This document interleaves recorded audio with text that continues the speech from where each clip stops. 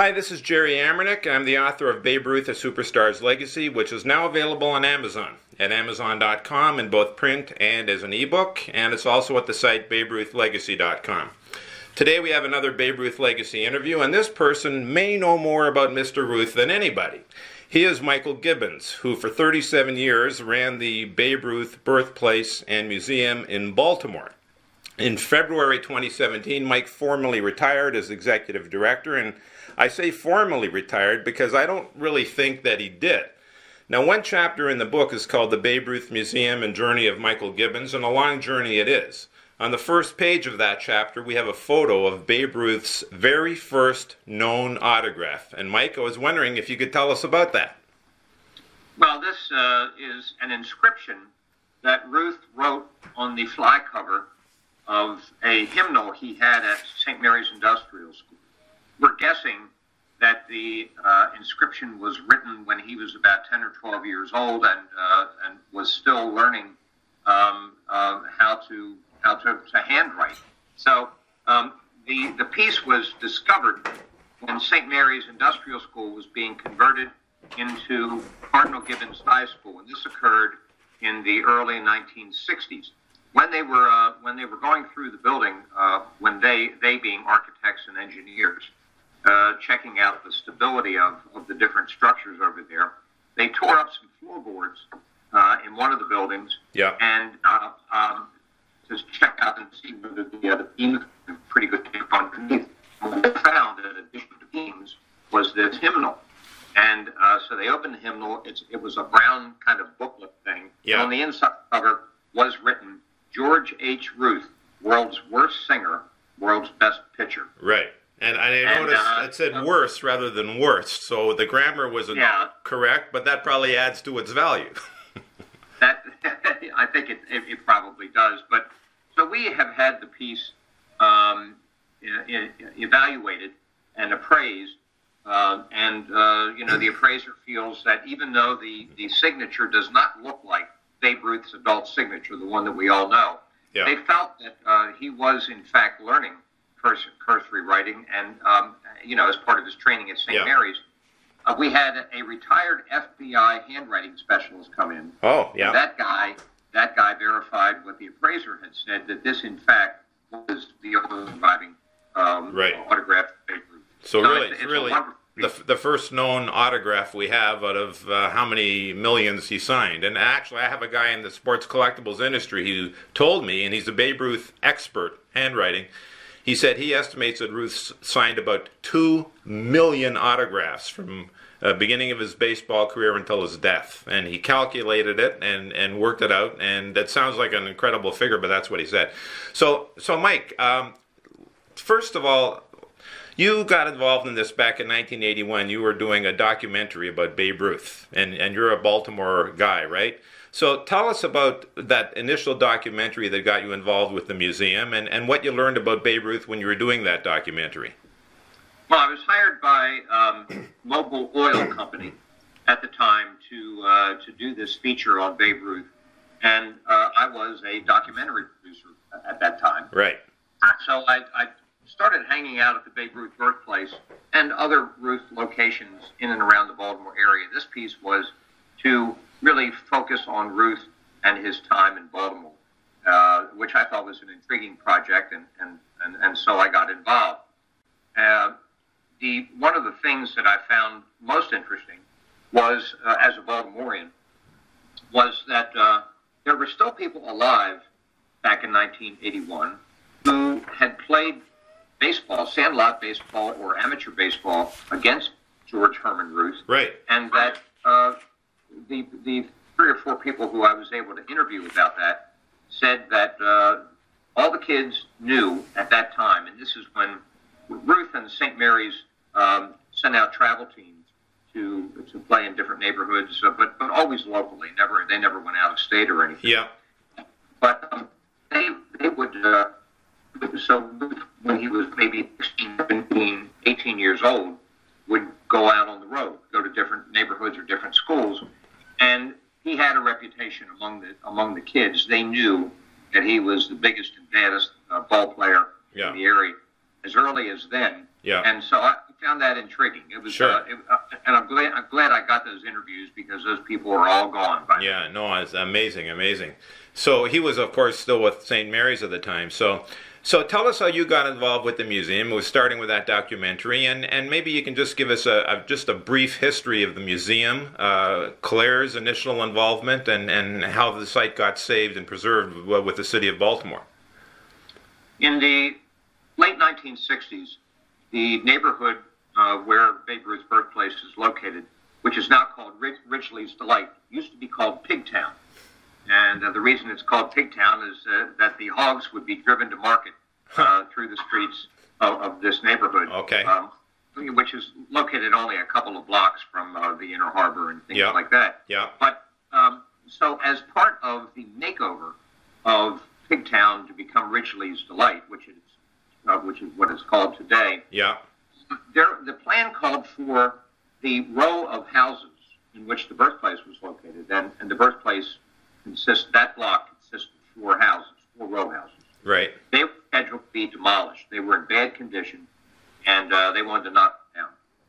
So the mayor of Baltimore and the city of Baltimore, they were involved in the project, and the press secretary, a guy named Hirsch Goldberg, yeah. he read a little blurb in the Baltimore Sun saying Babe Ruth House to be demolished. Yeah. As part of this project, and Hirsch went to the mayor and said, well, we can't let this happen. The birthplace of Babe Ruth needs to be preserved. Yeah. So the mayor told Hirsch to put out a press release that would be distributed by AP, asking if anyone cared about preserving the Babe Ruth birthplace. And the response was overwhelming. So yes. The press release got out, let's say this is about 1967 or 68, and people started sending letters to the press secretary, suggesting, please save the house. And they made donations of $5, $2, $10. All this cash started coming in. Yeah. So they put together a committee. They saved the birthplace. Right. That committee ultimately became the governing body of the museum, the Babe Ruth Birthplace Foundation. And Claire got involved at one point. Claire got involved in the late 60s and up until the time that it opened or reopened as a shrine to Babe Ruth in 1974. We have photographs. They kept scrapbooks back then. Right. The museum did, and there's Claire laying a brick and putting the mortar in and stuff like that. So she was involved. Julia and Dorothy were involved as well. Right. Along with local celebrities like Brooks Robinson. So the project resulted in its own as the shrine of 1974. I got involved through the documentary in 1981. Right. And the birthplace, I think, and there are no records on this. There were only 3 paid staff: a caretaker, and 2 women who took tickets. Yeah. Let you come in. Attendance had, I think, started off pretty well, but by the 7-year mark when I was down there, people were coming.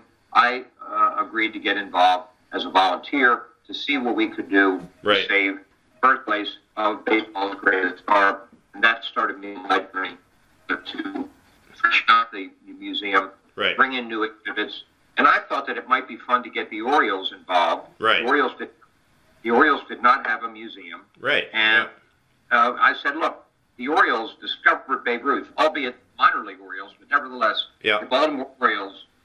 So they got involved too. Yeah. Yeah. And so the Orioles got involved. We did some Orioles exhibits here, and attendance went from 2,000 in 1982 to 60,000 by a decade later when Oriole Park opened. Yeah, and over the years, you've had, well over 1 million visitors, I guess, there. Is that right? That's right. Yeah. That's right. Most of them are from out of town. I think that actually we're trying to find ways to get Baltimoreans to come back down. Okay, That's the way it works. And you were initially going to be there for 1 year as the executive director and wound up staying for 37, right? Yeah, I did. Okay. I wasn't a museum guy. I taught a course at a local university on writing for 26 years, and I would, as a way of introducing myself, I would say, how many of you, on the first night of class, how many of you ever thought that you wanted to grow up and work in a museum?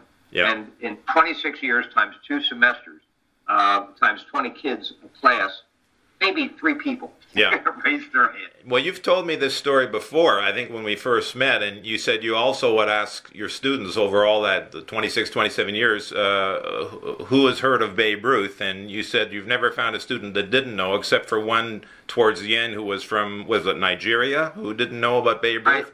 Right. Right.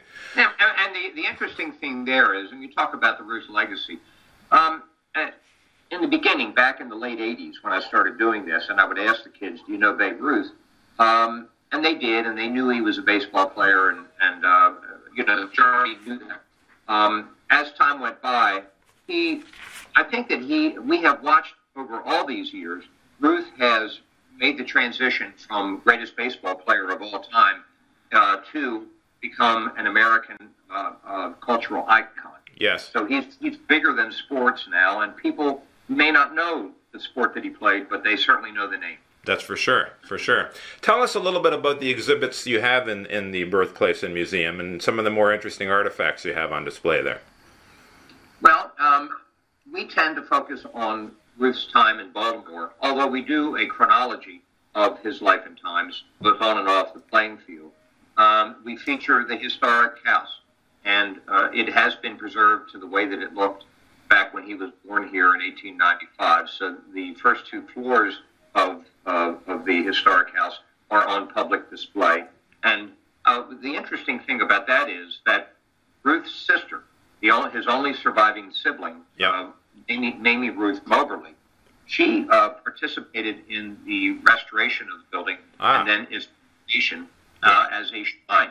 And what Amy was able to do, because she was born in that house as well, she said, this is the way that Granddaddy and Grandmom decorated. So that she would go into a wallpaper store and say they would have used something like this. This is the kind of furniture. Because there are no original pieces in the historic house. I mean, how could there be? Sure. So you've got stuff like the, Babe Ruth rookie card on display? Yeah, and as far as artifacts go, Babe Ruth's rookie card, which a lot of people think is the most valuable of all sports collectibles. Yeah. Even more so than the Honus Wagner T206 tobacco card. Yeah. So, and there are only known to be about 13 to 15 Babe Ruth rookie cards in captivity. Right. Now, the rookie card depicts Ruth. It's a vertical card, and he's seen standing sideways in his Orioles uniform, and he is called Ruth Baltimore Pitcher. And this is from 1914 in AAA ball, right? That's right. Yeah, his first year as a pro, yes. Okay, right. Yeah, so it's a great piece. We also have, and this to me is incredible, we have the official scorebook from his first professional game. Ah, okay. Which occurred in April 20th or 21st.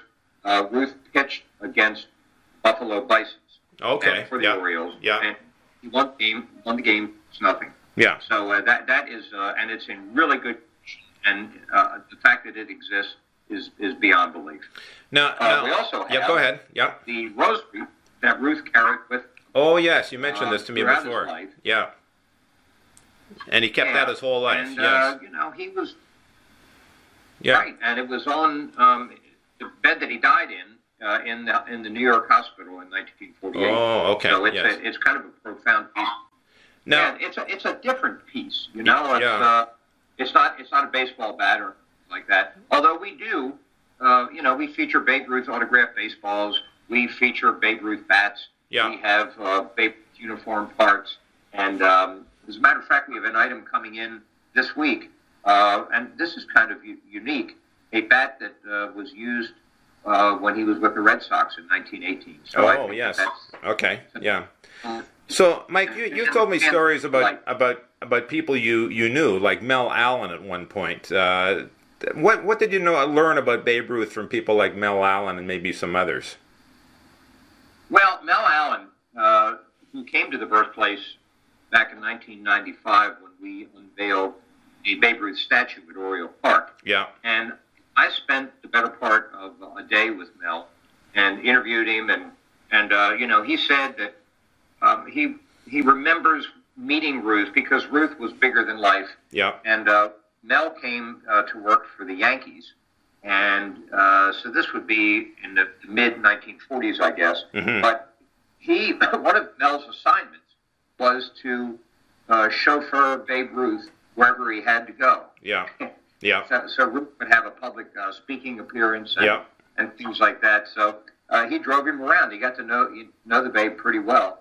And Mel just said, like everybody else who ever came in contact with Ruth, he was bigger than life. His energy was at a whole different level than almost anybody he had ever met. Yeah, and never turned away an autograph-seeking youngster, right? Right. I mean, Mel would be driving Babe somewhere, and Ruth would see a bunch of kids and get out of the car or tell Mel to stop. He'd get out of the car and go over and hit a few to the kids. And, And he just loved children. And I'll tell you what, Jer, all the things that I know about Ruth, I believe that he genuinely cared for and loved all children. Yes, I believe so too. Yeah. I like to think that Ruth is nothing more than a 12-year-old in an adult body. I've heard that said before. Now, in the book, I've got some comments from you where you say you said America grew up between the two world wars and that the country lived the rags to riches story just as Babe Ruth was living it in front of everyone's eyes. And then you gave me a phrase that I've mentioned to other people. You said he just happened to be there. He just happened to be at the right place at the right time all the time. So, and it really is true. I mean, think about this: when the Red Sox sold Ruth to the Yankees after the 1919 season, so Babe didn't orchestrate that. It just, he was sent, he was sold, and he goes to New York as at the advent of the Roaring '20s, and New York is the center of the Roaring '20s. Yep. And Babe Ruth came to epitomize and related to the resurgence of America at that time. Yeah. He was the spirit of New York. He was the spirit of America. Yeah. And bigger than life. And just bring it on. Total confidence. You can call it the perfect storm for creating an icon. Yeah, I think so. Now, you had said to me once you called Ruth the Mount Rushmore of cultural icons. And you said that to this day he has the most recognizable and valued autograph in the world. Yeah, I think so. Challenge me. Well, no, I'm not disagreeing with you because. Yeah, I mean, if you think about autographs, Abe Lincoln, that's affordable right there. Sorry, we're cutting out there. You said Abe Lincoln, yeah. Abe Lincoln is a big one, but really. On a national/international scale, Ruth's autograph has to be more recognizable internationally than any other autograph that I am aware of. Yeah. And as you said at the beginning of this interview, if you sign 2 million, there's a bunch of them out there, and people call us all the time. And they think they've got a real Babe Ruth autograph, and they want to know because they know that it is something to be cherished. Yeah, for sure. So tell me, Mike, what is it about why Babe Ruth has endured? My book is all about the legacy. Your museum, it's all about the legacy of Ruth as well. You're telling a story. Why has his status endured through the ages, and to the point where it even seems to be enhanced all the time? Why has that happened? Yeah, why is that? Well, first of all, the simple beginning to the answer. Just because we're arguably the greatest baseball player of all time. Yeah. Sorry, Mike, I couldn't hear that. We were cutting out a bit. Let's try that again. Go ahead.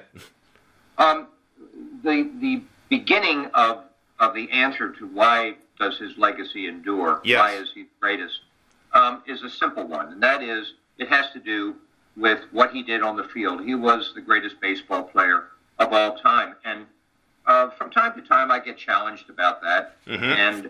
And quite frankly, I just picked up the latest copy of ESPN magazine. Yeah. And they compare Mike Trout to Babe Ruth in a variety of ways. Yeah. And because they say that Mike Trout is the greatest baseball player of his time. Right. But they conclude, as much as they don't seem to like to, that Babe Ruth is the greatest of all time.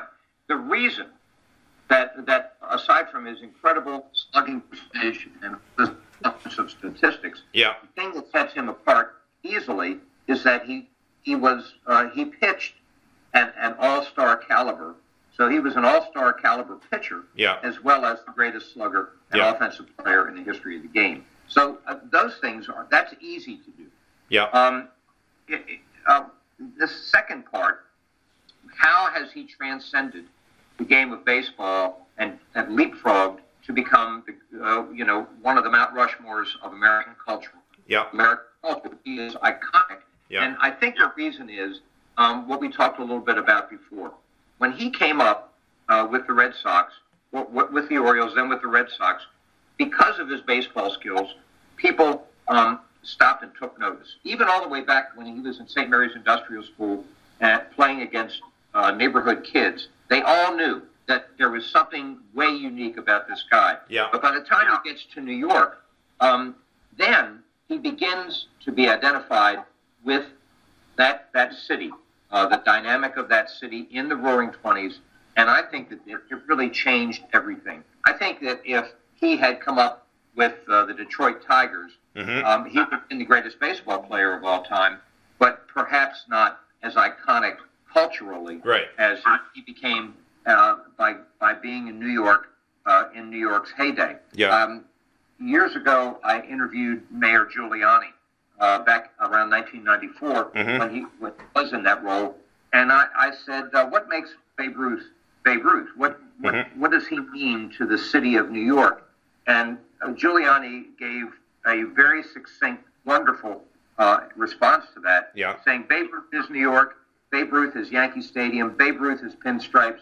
Babe Ruth is the first guy to have to require a sports agent, the first player to endorse products. Yes. All these firsts. So I think that that all contributed to during World War II when Japanese troops attacked American positions, they would scream to hell with Babe Ruth because they knew that it bring great offense to the Americans. Of course. Now I understand the field where Babe Ruth learned to play baseball at St. Mary's, that has been preserved. Is that right?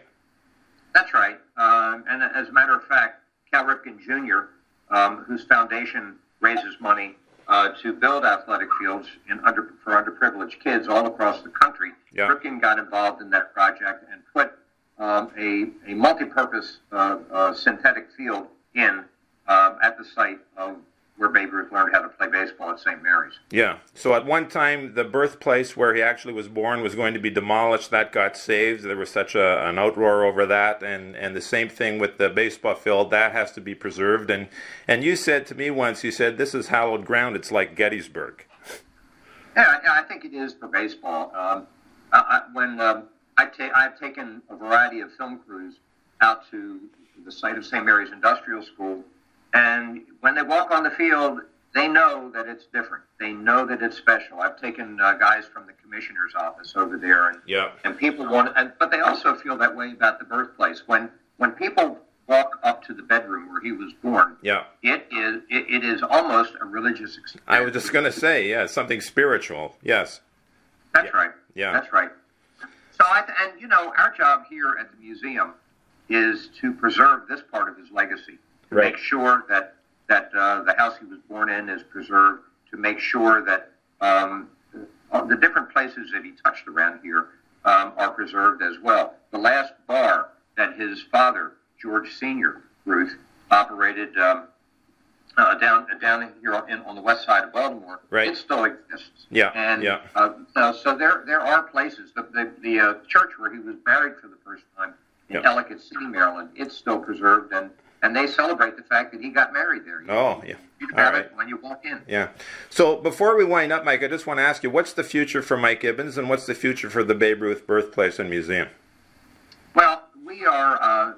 I've put in way too much time for a retired guy. I know that. And, but I do it with continued passion for the mission here. We want to continue to make improvements to the Babe Ruth Birthplace, but we also have another larger collection, which is really reflective of the great sports heritage we have here in Maryland. Right. We represent the Orioles. We are the official archives of the Baltimore Colts. We represent the Ravens, the Maryland Terrapins, the Naval Academy, Johns Hopkins Lacrosse, etc., right, along with individuals like Michael Phelps. And we lost a museum that celebrated their histories over a dispute about too much rent being paid. And so we are now setting our sights to develop another museum to celebrate local sports history, but also to give another place to interpret the great legacy of Babe Ruth. Do you want to briefly mention the foundation? Pardon me? The foundation? The Babe Ruth Birthplace Foundation Yes. Is a group of devoted persons who understand fully what Ruth's impact on America and around the world remains to this day.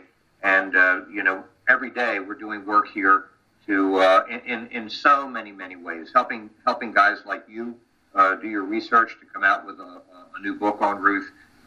Lots of media interviews, because as you said before, it's like, or alluded to, every day there's something going on with Babe Ruth. That's true. There is. Yes, it's amazing. And so, I think we've got a nice team of dedication down here, people who really do care about sports. You either are dedicated and passionate about sports and what they mean to our culture, or you're not. There are not people advertise that. Yeah. Right. Okay. All right. Well, Mike, I want to thank you very much for joining us in the Legacy interviews. You are certainly a key guy here, and this wouldn't be a complete series if we didn't include you. So let's keep in touch, and I want to thank you for all your help in when I was doing my research and visiting you at the museum. Okay. Thank you, Jer. Okay. Have a good weekend. Take care. No more stuff. Okay. Bye-bye. Bye-bye.